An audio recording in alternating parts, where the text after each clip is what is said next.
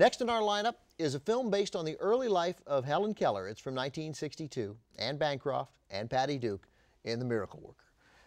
Obviously, Lawrence, if you're going to do this series of films on people with disabilities, you can't not include The Miracle Worker. No, there's no way. In terms of sort of American icons with disabilities, I think you probably, the two that you have to include when having that conversation are FDR and Helen Keller. You know, and since we're talking about cinema, you can't get away from I think this story on the life of Helen Keller, because she was such a cultural icon. She was such a part of the fabric of American life that her story is beloved, has been beloved since she wrote it, and continues to be.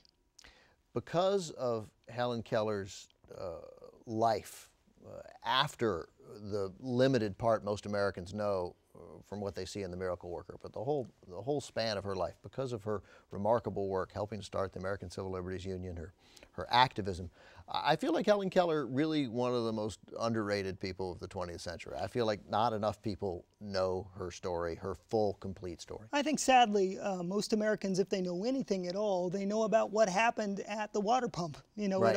it sort of ends with Wawa, and people don't know, at least at this day and age, where her life went after that point. And I think it's after that point is just as fascinating, if not more so, than everything that came before. You know, once she found language, once she found a way to communicate, she never stopped. She was an activist. You know, she traveled the world doing lectures and meeting people, sort of as an ambassador, if you will. Brought Akita dogs to this country from Japan. I didn't know that. Yeah, helped start the ACLU, was actually on the FBI's watch list because of her political activities. Who wasn't? And indeed, you know, it was the 40s and the 50s, but she never backed down, you know, from a fight. And I think it's those fights as she developed her political will and I think her social conscience that deserves greater examination.